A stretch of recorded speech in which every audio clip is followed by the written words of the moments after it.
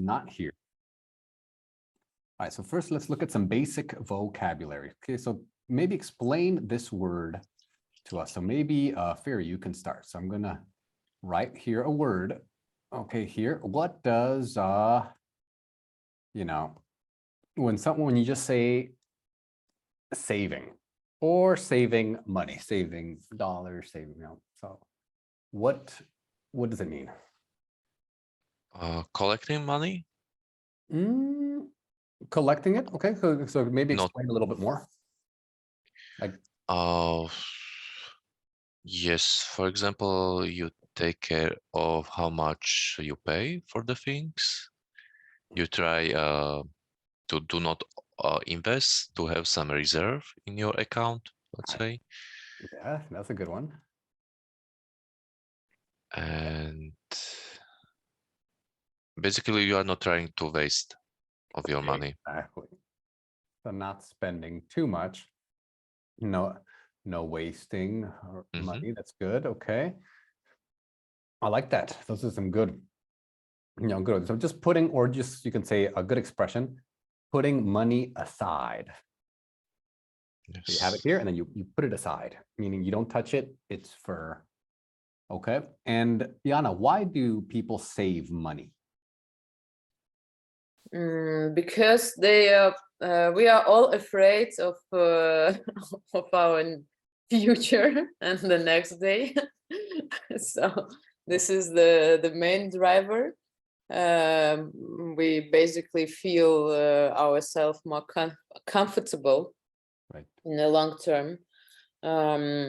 Also, a lot of people are interested to invest, to get something from this savings. good. Well, that's the next one. Very good. Yeah. So investing. So maybe, okay. So now that you're talking about it, Jana, maybe you can start. So what's the definition of, saving and investing? What's the difference between these two?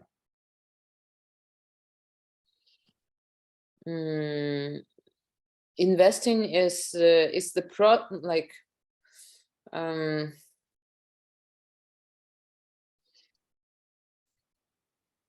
it's to save is to collect, and without any proper actions, actually, right? And invest is to make money work. Good. When money works. Okay. When money works. So when it works. So it's S. Okay. Good. Good. When money. Yeah, go ahead. So you're expecting to have a yield from something. Yield, great word. What does yield mean? Profit, yeah, or income. Exactly. From asset. Yeah, profit or regular income, like dividends, right? Yes. In stock, you have dividends, you have yields, you can earn interest. That's true. Yeah, exactly. So when money works, right, rather than and it grows. So money grows. Hi, Emily. Welcome. Hi. Hello. Sorry. Yes. Yeah. How's everything, Emily? Oh, everything is fine. Thank you. Good. Good. We're talking about saving, investing. That's some of the basic terms that we're going to talk about today. Okay. And the last one, when you, what verb? When you buy things, you purchase. Yes, purchase something is good, or something with money. You spending your money. Spending, yes, spending. Spending money, right? Okay, spend money. So you spend money, you purchase things, you buy things, but you spend your money. So that's what goes out, right? So we're going to talk about this relationship between saving, investing, and spending money, right? Okay, so let me explain the first exercise so you can get a lot of speaking practice. At least right now we can have two groups. So I'll work with one of you and then the other, and then we'll do we'll rotate, right? So that everyone can speak. Okay, so this is, so Emily, can you read this this one right here. Let me just share my Mhm. screen. Can you read? Okay, this one. Match the generations with the dates. So this will be the first one right here. You have all the generations that are alive. I mean, yeah, maybe there's one before the boomers, but basically these are the generations that are alive right now. When were they born? Right. And you know, maybe Ferry, can you read this question? Yes. Which generation do you belong to? Exactly. So belonging to means that you are a part of it, right? Or it's like ownership also, but here it's not ownership. It's like you are part of a generation. Okay, Yana, this one. What do you associate? What do you associate with those generations? Exactly. So when you associate something is you connect it, right? So what I associate this generation to this kind of behavior, how they act, what they do, their mindset, right? The boomers, it's a very different mindset from Generation Z, right? To millennials. You know, all of us are probably millennials here. So, you know, very different mindsets. And last one, Emily. What approach to spending, saving, and investing does your generation have compared to other generations? Exactly. Okay, so we talked about these three things here. You want an approach to something is how you do it, right? So what approach do you have?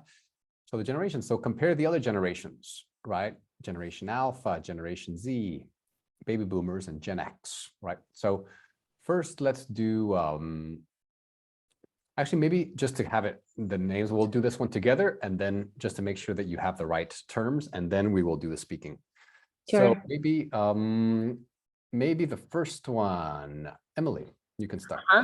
Millennials, it's who was born from 1981 to 1996, number 3. Exactly. So the people who were born. Good, good, good. And Yana? Well, Gen Z, Mhm. it's 97 to 112, Yeah, 2012, you can say. 2012. Yeah, some people say 2012, but actually it's like 2020, 2021, and 2012. I don't know why, but that's how it was. You know, and we could, yeah. So Z, just for everyone, Z in Britain, Z in America, right? So you can use which one you want, but they're both correct, no problem. And Ferry. Baby boomers, I think 1946 till 1964. That's right. Exactly. So probably our parents, right? Back to Emily. Let's see. For example, Gen Alpha. I think it was. I mean, who were born in 2013?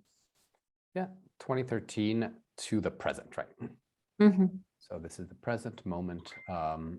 Yeah, there's still Generation Alpha, right? So they're the kids now. And last one, Yana, the most difficult one. Well, it's Generation X, 65-80. That's right. Exactly. Yeah, good. So now that you have these, now you can talk about the generations, right?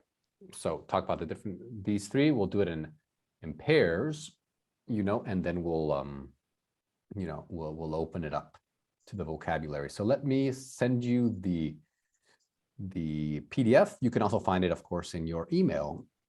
You can find it there. I sent it to you a couple of days ago, but here it is again.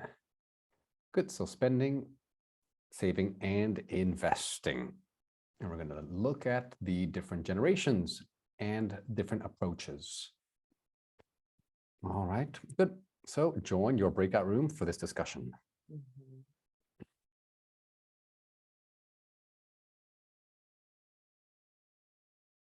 Oh.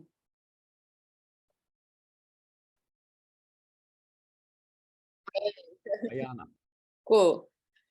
All right, very good. So Jana, well, let's start with the first one. Okay, so which generation do you belong to? For sure, I belong to millennials. For sure. Me too. Okay, and how do you feel about that? Are you proud to be a millennial?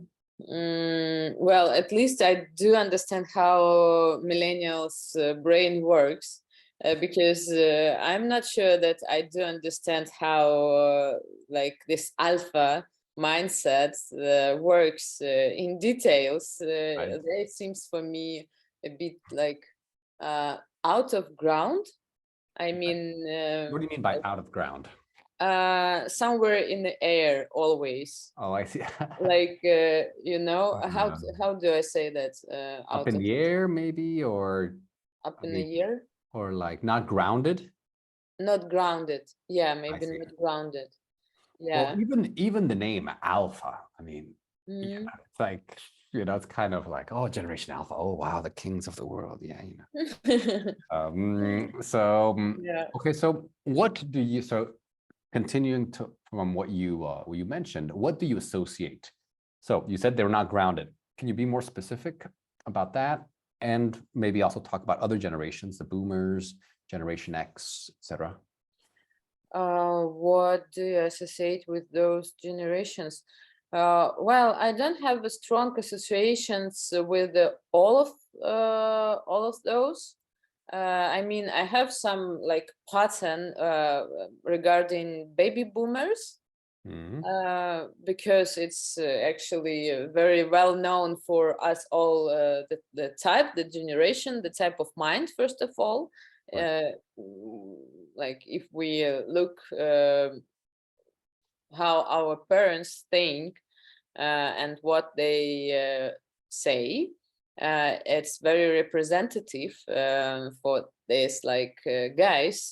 They are very focus oriented. Yeah, like focus oriented. They used to work quite a lot. They used to have more gender differences Right. So because it was more common there. more traditional. More traditional approach. But what we are now calling traditional, it wasn't traditional like a few 100 years ago at all, right? Right. So it's kind of not the constant thing as well. Our generation, the generation of millennials, I think it's like transforming. It's still like millennials, then Generation Z, maybe a bit from the X. For me Generation as X. well, the like transition generations in transition to digital transforming and to social transforming in terms of social norms, family Norms. yeah, social norms, family norms, the level of traditionalism, and the freedom as well, because our parents, I think, had less freedom as we had, and with freedom the freedom than we had. Yes, and the all next generations seems feel freedom more like fully, and they need freedom, and they need this freedom more. They are not willing to work 24/7 anymore for some company, and they want like lifetime balance, whatever. And we had no idea about this when we were like in our 18th. Yes, very good. So here are a few corrections, if you don't mind. So first one, so we say all of the following generations would be better. Following, because it's a lot of them. So next one is the next generation, but the next generations, it's okay. Following is a little bit better. Mhm. Okay. Also, work-life balance. Okay. And when we, yeah, so you said X, but remember it's X. X. Mhm. Okay. And when we were 18 years old, Mm. not when we Mhm. had 18 years, no, but when we were 18 years old. Mhm. Good, good. Yeah, great ideas. Great ideas. And don't worry about the mistakes. They're very small. Now, what approach to spending, saving, and investing? So now we're getting deeper into money. How do they view money? Where it's, different generations. So far, I feel that how do I say, like, older generations? Is it correct to say Yeah. older generations Good. had more tendency to save money, and all the following generations Mhm. have more tendency to invest and reinvest money. Mm, Mm, good. So just quick, reinvest. Reinvest, not reinvest, but reinvest. Okay. Reinvest. Yeah. And also the type of these investments changed quite a lot, Mm, because only like not even a decade, yeah, only a decade ago, we saw this like digital transformation, and the internet was started there somewhere, right? right. And the type of investments I Mm, like changed from then. I see. So it's more, how would you define? So younger generations, I guess maybe generation, we can start with the millennials, because that's kind of the big transformation, like you said, a revolution happened digitally, and that was probably with the millennials, right? So what kind of investments do younger generations prefer? I think that they have more tendency to invest in digital assets or something like digital, because they are the generation of the digital era. Right. So tech stocks, cryptos, etc. Yeah. Probably. Yeah, I think you're right. They don't trust the traditional system also. Yeah, know. but I don't know the numbers, to be honest. So I don't know the data. Well, we'll talk about that, the data. We'll hear. So very good, Yana. Good speaking. Awesome. So, all right, very good. So let's hear a little bit here. Okay, so maybe Ferry, tell us, what were some highlights from your conversation? Highlights, maybe last thing, with Emily, we agree we are lucky generation. It's a generation, sorry. Millennials. We are the same in the millennials generation, and we are lucky because I think we were in the period where the mobile phone was created, and internet, and so we had the change in our life, and Mm, everything was easier from that point. And I think for younger generation, there's still some uncertainty because we don't know what is the future, and right now it's the COVID. So it's and I think for the older people generation, it was a very tough period for them, and they had different opinions. Like in Slovakia, we were building the houses because we expected to have many generation inside one house. But I think it's the mistake nowadays. right. Yeah. So that's right. That's a good point. So the norms, Yana was talking about the social norms, the family norms, these norms change, right? And so it does have a big effect. And let's say Yana, what were, you did most of the speaking, so you can kind of maybe repeat some of your favorite points or the most important points that you made in our conversation. Okay, the most important points as for me, how I feel that the dramatic change came from the digital transformation. So kind of this is the like borderline between like group of generation, let's say. So our parents have probably more belief in physical assets, and starting from our generation to all of the following ones, more and more more and more trust in digital assets and in digital ways to invest.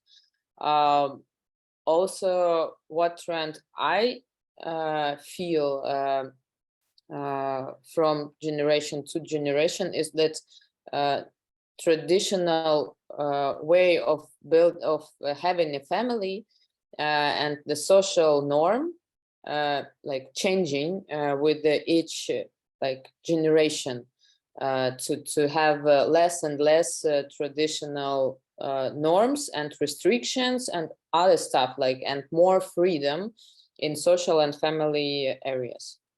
Interesting. Very good. Perfect. And Emily, what was the most interesting thing that Ferry said? Oh, we discussed a lot of things. And actually, Ferry told me that he thinks that who was born in 1946, for example, like it depends on the country. Like if we're talking about the United States, like they boomed a lot these years. And for example, if we're talking about Europe, they were rebuilding a lot of buildings and I mean kind of cities. And I mentioned that I personally think that from 1990s until 2020, we had the best years. I mean, I think for our parents, for example, it was great years because they traveled, they enjoyed their lives, they were complete. And now we don't know what the future is. It's true. You know, the world has changed dramatically in the last couple of years. So that's interesting. Very good points, all of you. Great. So now we're going to work on some vocabulary, some great advanced vocabulary. Okay. That's not, you know, the most typical one, but all of it is professional. So all of this, it's top level. You can use it at work, you know, but it's kind of modern as well. So it's still young. It's like what millennials use, right? Like millennial, but business. So very, very good vocabulary here. So we're going to read the sentences and then you're going to these bold words. I'm going to try to find the definition down here, right? So here, these are the meanings down here. And then these are the sentences. Okay, so we're just, you can choose which one, right, you want. Okay, you know, we'll go from there. Okay, so maybe we can start with Jana. Okay, read the opinions related to when the economic situation worsens, people should become more frugal and cut back on many things. So frugal, it's careful about spending money. Exactly. Careful. Yeah, careful about. So number 2. So we'll do this right here. I'll write the answers here to help you guys. Okay. So frugal is you're careful, right? You don't want to spend. You're very frugal. You're counting all the cents, right?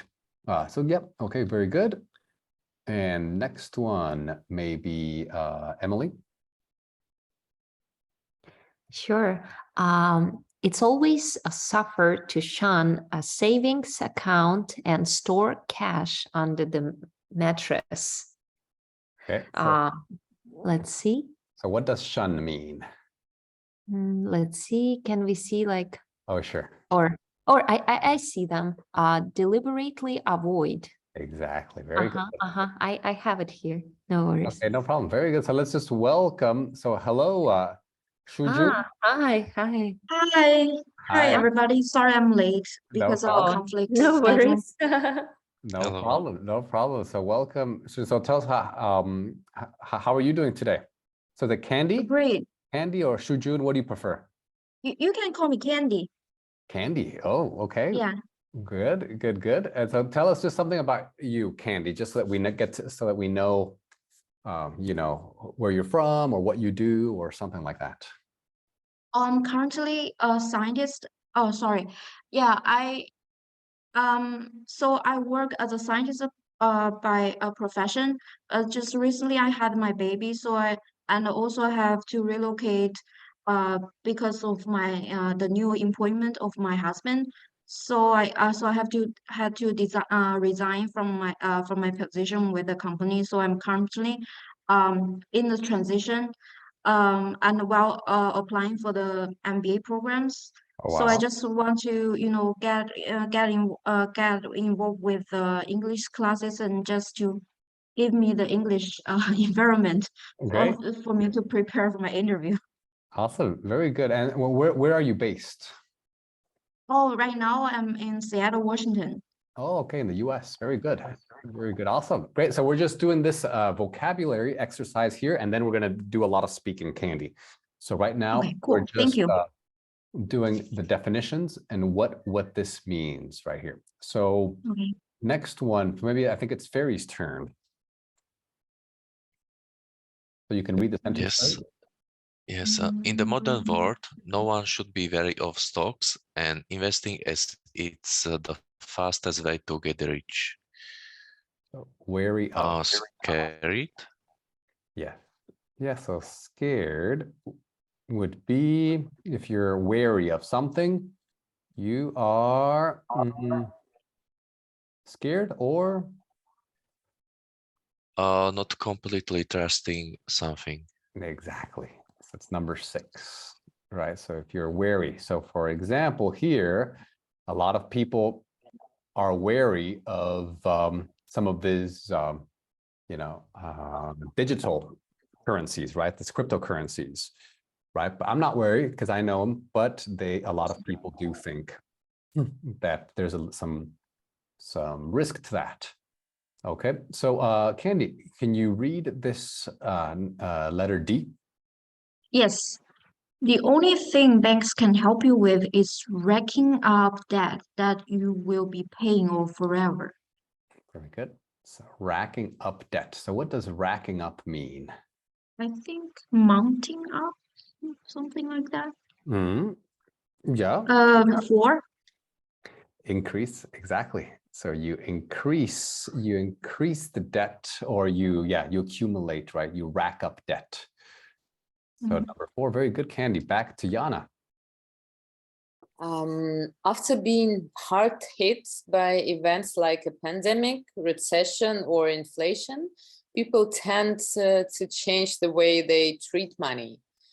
Exactly. Hard hit, it's like something really like pay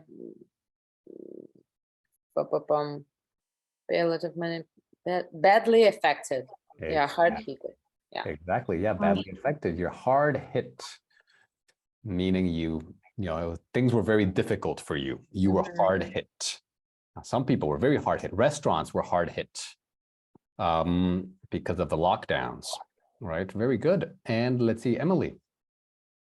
Many people try to have a side hustle in order to make ends meet. Exactly. Let's see, I think it's a job or occupation that brings extra money beyond your regular source of income. Exactly, number 1. So a side hustle. So for example, I'm going to give you an extra example here. So like a lot of people in the US, I'm from the US, people have good jobs, but they need to drive an Uber on the weekend, right? So that's a side hustle. It's not their main job. It is just a side hustle.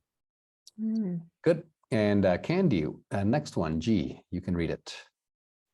Oh, it's okay to shell out on something you can't afford but really want, even if it means taking out a loan. Like spending like crazy. Yes, exactly. Exactly. So when you, Mm. um, Or put a lot of money for something. exactly, you spend like crazy, you shell out. Shell out on, you shell out on. Very modern, but professional expression. Okay, so people are shelling out on Rolexes, Ferraris. Okay, oh, I remember the number. What was the number? 7. 7. Okay, good. Thank you, Candy. Very good. And last one, Yana, back to you. Oh, no, we forgot about Fairy, I think. Oh, Ferry. Ferry. Oh, sorry, Ferry. Sorry about that. You should only plan your expenses based on your disposable income without resorting to your credit card. Yes. Okay. So Okay. disposable income. 5. Money available to spend. Exactly. Exactly. Yeah. After, yeah, after you paid for everything, right? Yeah, so all the Yes, money for that you, taxes. yeah, after the taxes, after you paid all your bills, your disposable income is what you have extra. Okay, so now what we're going to be partnered up. So we have 2 in 1 group and 2 in 1 group. Discuss with your partner if you agree or disagree with these. Okay, and give examples. So for example, say, oh, number 1, I agree. I agree that when the economic situation worsens, when it becomes worse, you need to, cut back on your spending, maybe travel less, maybe buy less clothes, maybe less luxuries, right? But when the economy is doing well, you can risk a little bit more and spend, and be less frugal, right? Or shell out on more expensive things, right? So try to use the vocabulary here, because like that you can practice using top level vocabulary. But the main thing here is to talk as much as possible and to share opinions and share ideas. So Candy, do you have the PDF? Oh, Leslie, we can't hear you, Candy. So you're on mute. Yeah, I'm actually looking for it. Okay, so No. you can find it in the chat. If you go down to the Oh, Zoom chat, Oh, nice. so you can download it there. And then right now, just go with your partner and I will be there to help you and to make corrections. Okay, but don't worry about me. Just talk to your partner. Okay, good. And let's see. Great. So join your partner for this.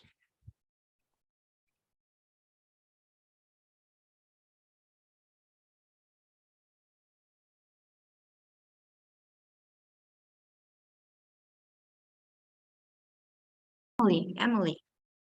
Yes. Okay. Let's see. What do you think about A?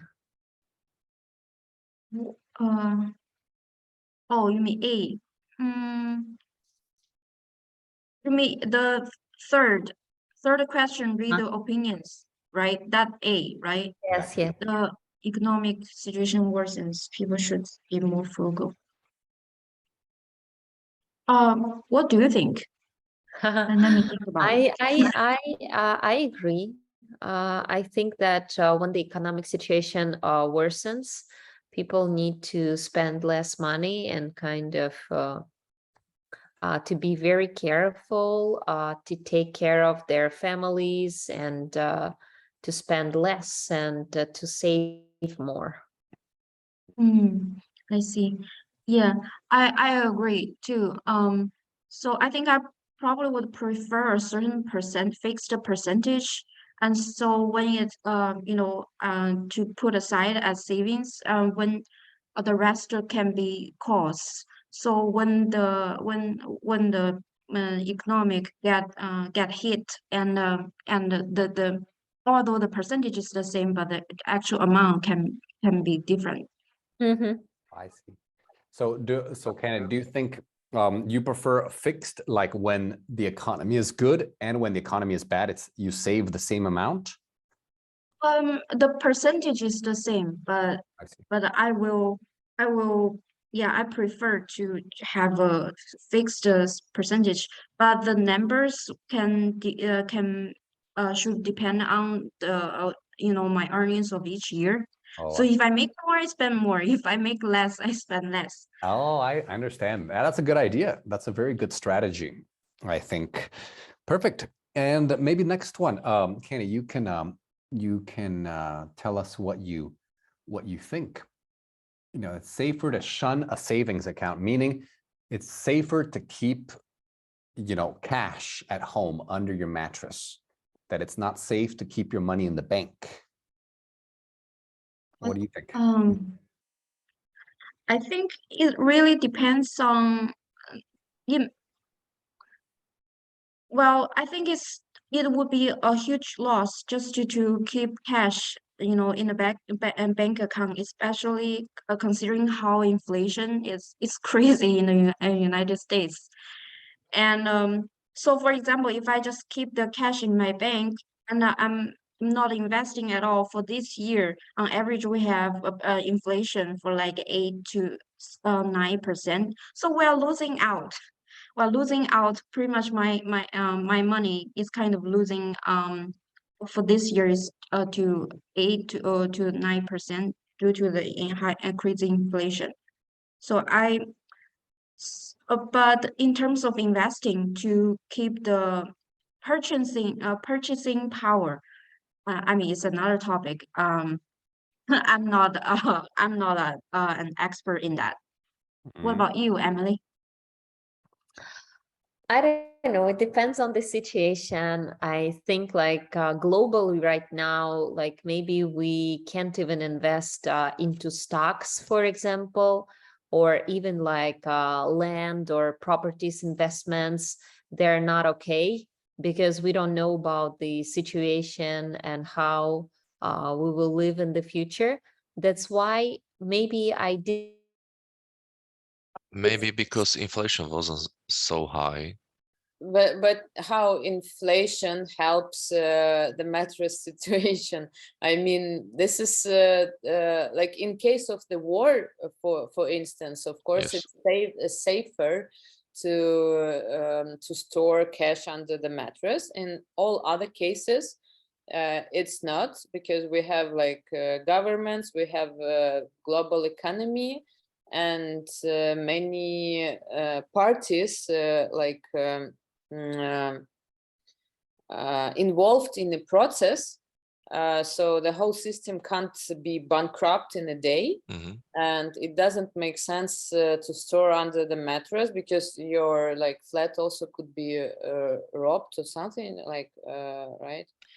And general- also you will not have any percentage from that comparing to bank accounts. Yeah, Yes. so the key is kind of like to see the risk. So there's risk from the side of the banks, like some banks, even maybe not in Germany, or the Czech Republic, but like in Cyprus and in Greece, like a few years back, you went to the bank and they're like, oh, sorry, we don't have your money, right? And so there's risk in some countries more than others, that happening. But there's also risk, like you were saying, Jana, of keeping it at home, right? So here the idea is to kind of do a risk analysis and say which one. Of course, if you can have a little bit here, a little bit there, a little bit in digital assets, different currencies maybe, or gold and silver. A lot of people are talking about that nowadays, but it's about risk management. And Barry, what were you going to say? Yes, but I think there's an exception, because if you hold the dollar, and 15 years ago, the euro had 1.5, the value of the dollar, and right now it's less than $1. So you could earn some money from this. Exactly. Yeah, right now the dollar is getting strong, very, very strong. The euro's weak, but I don't know, you never know what's going to happen, if it could reverse. Yeah, good point. Exactly. Very good point. So we're gonna go to the next one, whoever Yes. wants to go.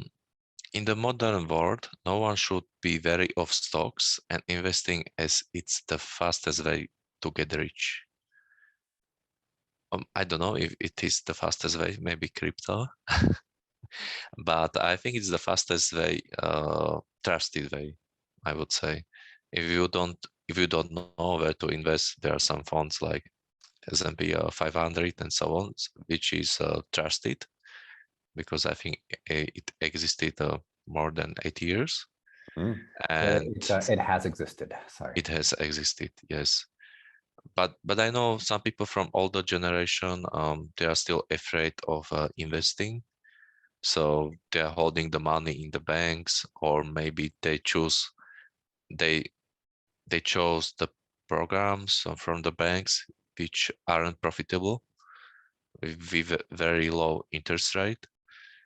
But for me, for my generation, I'm trying to invest in dividends, stocks, and cryptos.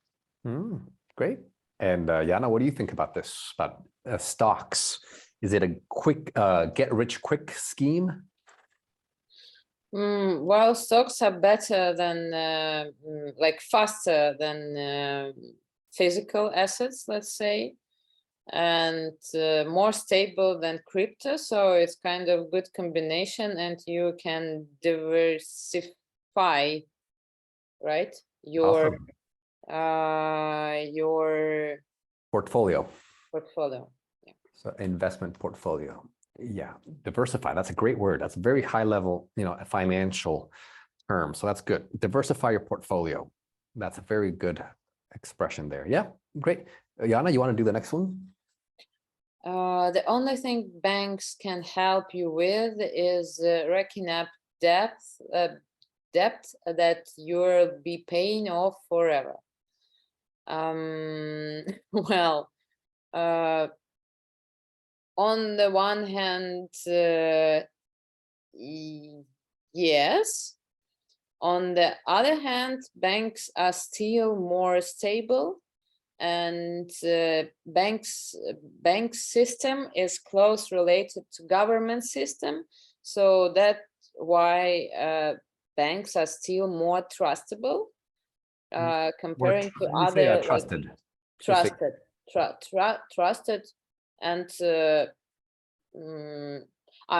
if I want to say that it's like for me trustable as well. Trustable. Actually, but trustable does trustable. Actually, I don't think it exists. Trustable. Yeah, but Well, it makes sense. That's It makes bad. sense. That sounds very like Trustworthy. Trustworthy. That's a good one. Yeah. Yeah, trustworthy. But because yeah, they are like in more or less the one system with the government, and government still tries to lower the risks for the majority, and like because they need like their elections and blah blah. So that's why banks are not that super bad players. Interesting. Yeah. A lot of people are talking about this. So that's very, very interesting what you're saying. Great. So continue for a few more minutes. I'm going to check on the other group. Okay, so next one. After What do you think? See, in this case, the only thing banks can help you with that you'll be paying off forever. Yeah, I mean, who knows? I mean, I don't kind of trust banks. That's why I don't use credit cards. And yeah, I think that for me, for now, like it's not easy, or I don't want to own any money. I want to just like save some money, make some money, and to know how much I can spend each month and where I can invest. it's easier for me than to think that I need to pay them like a debt or something. Mhm. I mean, for like as an artist, for me, it's a big deal, do you know? I always forget. That's Oh, I why it's see. not for me. Yeah, I can't control it. I mean, Very good. not like that I mean, I know how to spend money, but I don't like to do these paper things, do you know, to control, like to pay debt or like to check it if everything is fine, or they changed like some things in their banks and then I need to pay more. Like it's very complicated for me. So you make it simple by not using credit cards. Yeah, I just like work, know how much I made, and know where to put it, and I'm Mhm. safe. What Oh, about I you? see. What do you think? I have different stages. For example, when I first came to the United States as an international student, especially, I didn't come from a rich background. So to some point in my life, I wasn't able to afford the tuition. Uh-huh. So so and as an international, and banks didn't borrow money to me as an international, Mm-hmm. and then the school has to offer me a loan to some point. Oh.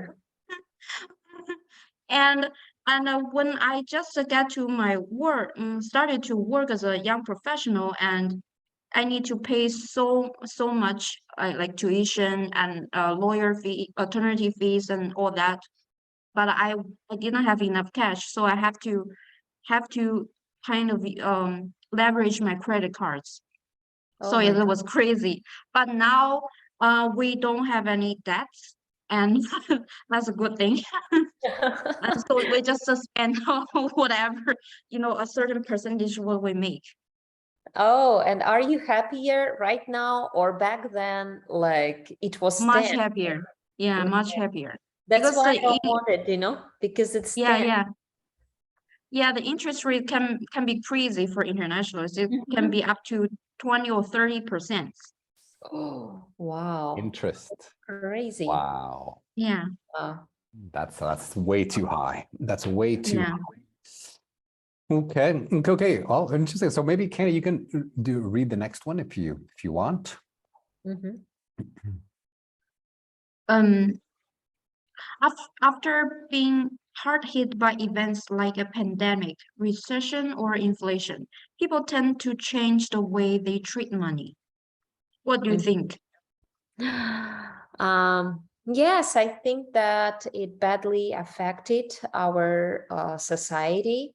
And of course, it's not easy. I mean, we have a recession, I think, and we have Mm-hmm. inflation. And actually, I don't know who manipulated, you know, because I mean, who manipulates it? Because I mean, it looks weird right now. Like even if you graduated as an economist, you can't predict how to invest your money. I don't know how to spend it or how to get extra money because it's very unbalanced. What do you think, Candy? I think so. I think right now, I think I used to have much more money to invest in the stock market, and towards my retirement. And I think maybe I wasn't right, especially when economics seems to be really good. I think last year, the year before, the market was really good. Um, Mhm. tend to become braver. Yeah. But I think that's not a good thing, because when the market was so good and the prices can be really high, that was Mhm. not a good time to buy. But now we are in a recession. The market is so bad. So Candy, can you finish what you were saying? It was very interesting. You were talking about the recession and the market and prices. Oh, okay, yeah. A little bit briefing. So, like last year and the year before, when the market was so good, I invested more money than this year, which I shouldn't, because when the market was good and the price for the stocks could be really high, and now we are in a recession and the market is not so good, so it should be a good time to buy. But it seems like I lost the confidence in the market, so I didn't invest as much. So that's just human nature. It's human nature, and it's so hard, because when everything is green, it's going up, everyone's confident. And now everyone's apocalyptical, everyone thinks it's the end of the world. But that's Mhm. always, Warren Buffett said the best time to buy is when there's blood on the streets. That's So right. when it's the end of the world, when everyone's scared, Mhm. that's when you buy, and you Yeah. sell when everyone's getting rich. That's when you sell. Yeah. But it's hard, like you were saying, Ken. It's very difficult Yeah. to go against that human nature you were talking about. So we're going to read a few sentences here, and then we're going to watch a movie, and then we're going to have some more discussions. Okay, so these are statements, facts, okay, for about Generation Z. So they're the young guys right now, born between 1997 and 2012. So they're maybe like 20 or maybe, teenagers. Okay. And just think about if it's true or not true about them. So people who are in their teens right now, maybe between 10, 11, 12, all the way to 20, 25. That's Generation Z. Okay, great. So let's see, Emily, can you read the first one? A lot of them are wary of credit cards as they don't want to rack up debt. Okay, so this one says that they are scared, they're wary, they don't trust credit cards, they don't want to get into debt, right? Okay, next one, let's see, Jana. More of them are burdened with the student loans than prior generations, and they don't know when or if they'll even pay off this debt. Debt, good. So burdened with student loans that they owe a lot of money to banks to go to, in the US, you need to borrow money to go to college, to go to university. So, are they burdened? Do they owe a lot of money? Next one, Ferry.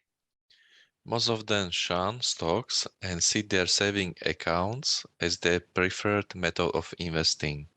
Okay, so this one, maybe it's true, maybe it isn't, that they don't like stocks. They shun stocks. They avoid stocks and just save money in their bank accounts. And that's how they want to get rich, or that's how they see money. Okay, interesting. And Emily? Do we know what is true or what is not? You'll see in the video. You'll see in Okay. the video, yeah. So right now, you're just thinking, maybe it's true. Oh, no, that doesn't sound right. I think that's false. I think that's true. Okay, so right now, just think about it, and then we'll see the video. After being hard hit financially by the pandemic and the surging inflation that followed, they tend to resort to frugal spending. Good. So basically, this says that after the pandemic, after the inflation, all the crisis, they spend less. They save their money more. They take care of their money. Okay, next one, Candy. Many of them shell out half of their income on rent, as it takes up a high percentage of their paychecks. Okay, good.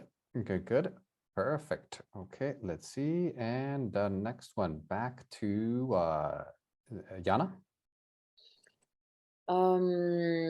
They try to save for a rainy day and invest early in order to take ownership of their finances. Good. Okay, try to save. Say they save a lot of money and they invest early. They invest in early projects. They invest when they're young, right? They invest early. Okay, Ferry? They are more likely to keep track of their spending and often shop in charity shops, hunting for bargains and clothes from previous decades. Exactly. So yeah, some people, they go to these, thrift shops, right? Used clothes, secondhand, they spend, very, very careful with their money. Okay, Generation Z, maybe true, maybe not true.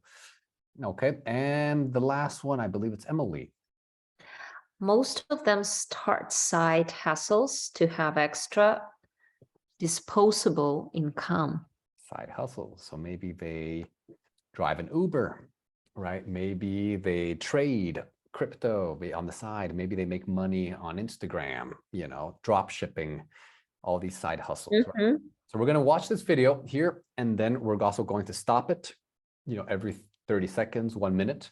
And we're going to try, now they're speaking very quickly. It's very advanced English, but you can see if you can understand at least the context. Okay, so try to catch at least some of the keywords, even if you don't catch everything, just the general things. We're going to put these, so they're auto-generated, so the subtitles are not exact. Okay, so that's just to help you. All right, so very good. Let's do this one. Let's start with this one.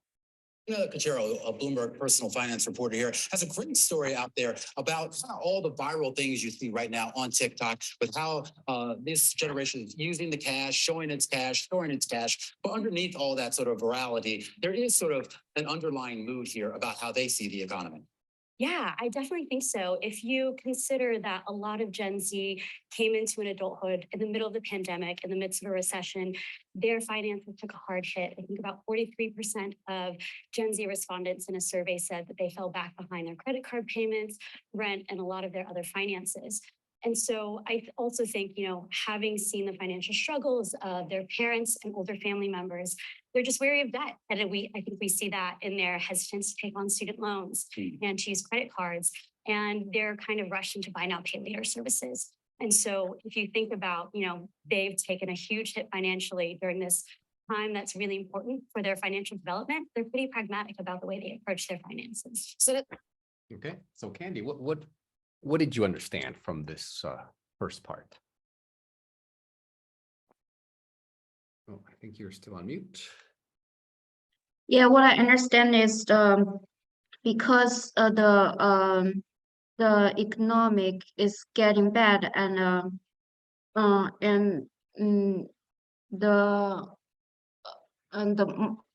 they have to spend a lot, so they tend to buy a lot of things and paying later. Is that They did originally, but it changed after the pandemic. Did anyone catch that, how they changed? Yeah, they are more scared now to buy things, and they are more careful about all kinds of spending because they first of all see how their parents struggling, and they are, like, in general more scared about being a debt Yes, they're by credit very card or by pragmatic. bank. Yeah. Exactly. Yes, very good. Emily, were you going to say something? They are very pragmatic. Very pragmatic. That's right. Yeah. Exactly. So they're very practical. So yeah, you're right, Candy. Originally, before the pandemic, they were spending like everyone. Oh, credit card, boom, boom, boom, boom. Then the pandemic hit. They couldn't make their payments, and they realized, oh, something is wrong here, right? So here you can see that Gen Z, the young people, are spending a lot of cash, more than millennials. Look, we don't like cash. But these guys here spending, they like more cash, right? Of course, boomers, it's normal, right? Boomers are normal, Gen X, yeah, we know them. But this is pretty surprising that these young people are using more cash, almost as much cash as Generation X. Okay, so it's a trend. It's a trend that's happening. So let's continue watching here and comment on it. Talk about, you watch TikTok, you see them all brandishing cash being king, cash feeling like as though it's kind of free in some way. What are they doing? Are they earning it on the side and then immediately spending it? What's going on here? yeah, so it's a bit of a weird mindset, but I think the perception is that they are withdrawing, a percentage of their income, whether that's from, babysitting or other side hustles that they're getting or working at a restaurant, saving it in cash envelopes. And when they spend that money, because they don't see it being deducted from their bank account, it doesn't feel like they're actually spending that money, which kind of makes sense if you take into consideration that, Gen Z grew up in a largely cashless world. They were swiping plastic credit cards, buying things off of Instagram, and, paying their friends with peer-to-peer payment digital apps like Cash App and Venmo. So if it's not, coming out of their bank account, it doesn't feel like they're spending any money at all. What is that? Oh, so that's okay. So very, Interesting. yeah, it's very interesting. It's different from us, right? But how do they see this ferry? So maybe comment on that. From the TikTok, I think people, they change their mind and they start doing the hustle jobs. So when they earn the money, they try to keep some cash, and with the cash they spend for the buying things and so on. And it doesn't hurt. It doesn't hurt them because they don't see spending money from their bank account, so they don't realize or they don't not notice. Wow, that's great. That's yeah. You got it.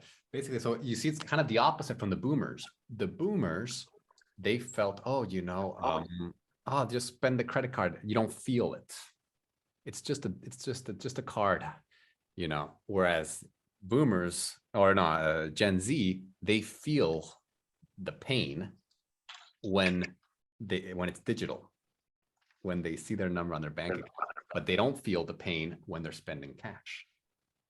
You see, so it's the opposite, and that's because it's their mindset is more on the digital side.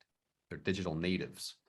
Very good. So let's watch this last maybe 30 seconds here. Long term for the way they view their financial health, their personal financial situation. I think that in terms of how they're viewing their, their own finances, we see that they are, really pragmatic in the way that they approach their finances. I think we might see, Gen Z starting to use cash a lot more. I talked to, one of the people that I spoke with doesn't have a credit card at all. And they feel that, even if they have that savings account, if they have money in the bank, they're going to spend it. And that cash is the only way that they feel in control of their spending. A recent credit Karma survey found that about 45% of Gen Z, likes to use cash for everyday purchases. And I think about a third of them said that, they feel in control when they use cash. And we're seeing that on TikTok, even though they're posting these kind of lighthearted, viral trends, smashing Hennessy bottles. And just stuffing everything in an envelope. But everything's Here we go. I remember my grandfather died. We found like 75 grand in cash, like stuffed in like paper bags because he didn't trust banks. So I don't know. Maybe that's anyway. Paulina, Very good. So Emily, what did you catch here in the last part? Oh, I caught that they are, they think about their finances and they're very pragmatic and they don't have like credit cards, for example. Mhm. It's very close to me because I'm this person. And they said that they are more likely to keep track of their spending, right?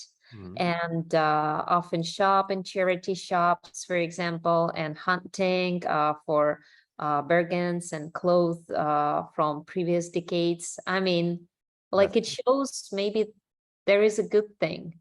Good thing. Yes. Good. And Yana, so why do they spend this cash? I was confused by the last part because previously I thought that they feel spending more than it's digital, and the way to spend like physically kind of like a bit more they are not feel that how much they spend, as I get that. And here in the third part, actually it's a contradicting idea that the experts said that for them it's more, they feel that more under control to spend physical money. Yeah. And it's a bit confusing as for me. So the way I see it Because I is, didn't get the them. way I see it is because digitally, they're not in control. They're like, they swipe. It's so easy to be on Instagram. Oh, shop now, one, and so they're not in control. But if they have an envelope, if they don't have a credit card and they have an envelope with $100, Mhm. they spend $100 and that's it. It's the end of the story, no more. So that's kind of how I see it. But it kind of depends how you see it. But it is an interesting idea to think about. So right now, for the last conversation, okay, here we're going to go a few more because we just need to talk a little bit to our partner about these things. So talk about these trends. In general, you can create your own questions, or you can talk about this. Do you prefer using cash or card? Right? Any other payments? Do you know anyone from Gen Z? And compare. Do you see this trend with people that you know? Right? How is your generation similar or different to Gen Z? Do you think it's their attitude to money is likely to change? Do you think they will change when the economy becomes better, or do you think this will be a long-term trend? Right? And the consequences of using cash, and not keeping the money in banks. Okay, so what are the consequences to using cash every day instead of your card? Okay, so last question here. Let's join our partner for this last partner activity. Okay, so join your partner.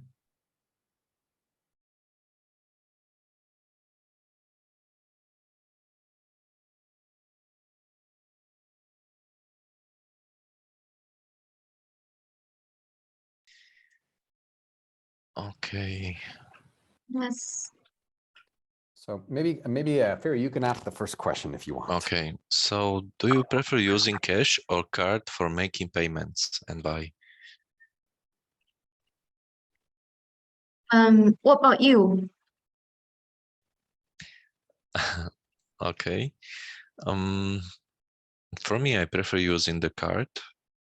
Mhm. I have 3 cards, but I think they are debit cards. Mhm. So you can go only to 0 what you have on your bank account, and I always have my cards mapped to my phone. So I think it's the safer choice, and for me it's a more comfortable and convenient to use the phone for paying everything. And the banks, they provide you some statistics, how much you spend for your grocery store or for your gas, everything. So it's under control, I think. And Remember, Ferry, spend on, not spend Spend for, on. but spend on, yeah. yes, spend on. So I think I have it under control. And I prefer this method more than having cash. Okay. I see. And what about you, Um, Candy? I prefer to use cards. Like I use credit cards a lot. So we are able to, so me and my husband, we are able to pay out, pay for what we used, whatever credit we have used, each month. And so we are in a good shape. And besides, I think some of the benefits of using credit cards, we can have points, and we can use it towards certain purchases. And also for some banks, they offer credit cards, like if you pay use points to pay, and you will kind of have a discount on the amount you spend. And also, like for example, for some merchandiser, for example, for like Amazon, and they offer their own cards, like so if I use that card, I will have like a maybe 5% cashback. So literally I'm enjoying a discount on everything I purchase from them. Wow, those So are good points. So basically they are forcing you to pay more and more. well, we live very economic life. So But I don't think the having the credit card is a normal or typical in Europe, maybe in USA.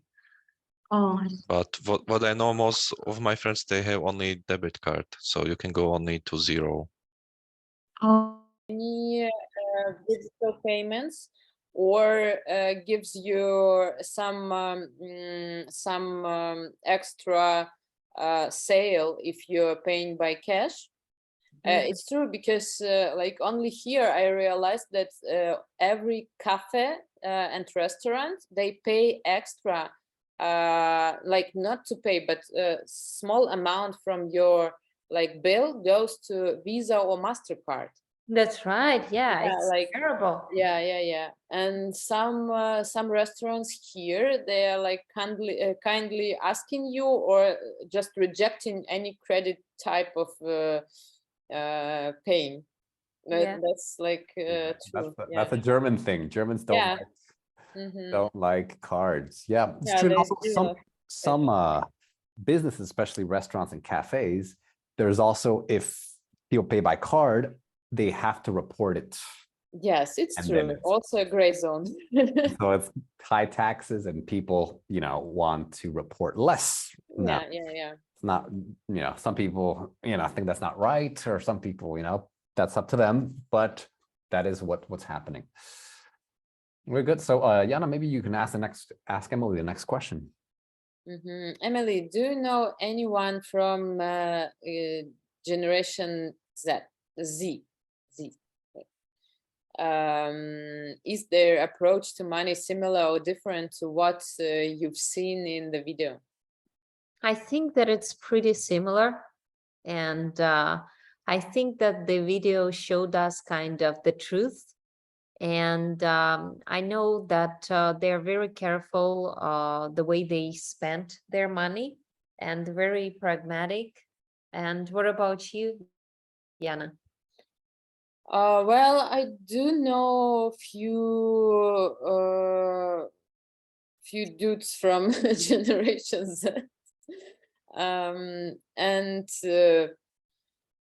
well, they do like paying cash, I think. So far, I seen that. I'm not sure about spending approach, because as for me, it seems that they're kind of relaxed on this term, because they're simply young. But that's what I seen from my circle of colleagues, like guys in the studio.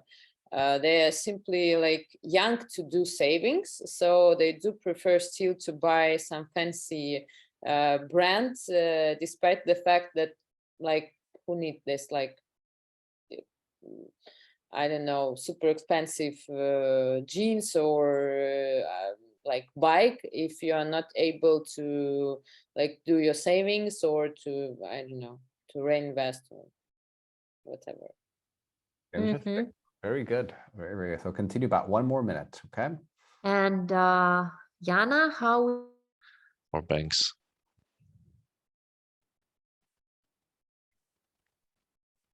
could you please say one last sentence you just said? Sorry, I missed that part. Yes. The Uh, government. I meant that some companies they want to pay in cash, like for waiters and so on, because most of money aren't taxable, I think. So yes, or maybe for the construction company, it's the same approach. So you could say that they pay under the table. Yes. So Oh, it's not, pay you under can't the trace table. it under the table. Nobody sees it. Doesn't exist. Right. Yeah, that's true. Yeah, you see a lot of that. Okay. Good. And maybe Ferry, you can ask another question if you want. We have about 1 more minute. How is your generation similar or different to Generation Z in terms of finance?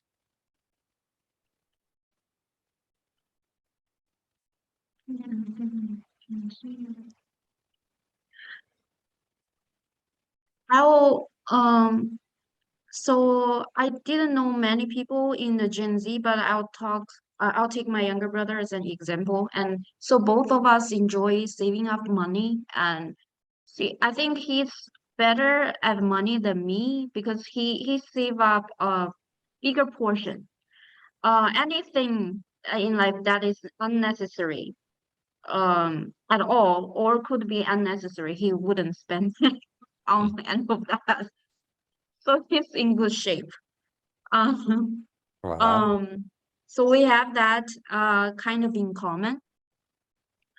And now he start.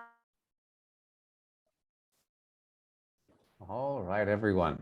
Welcome back, everyone. So hopefully you were able to talk and to exchange some ideas with your partner. Unfortunately, we're running out of time, so we can't.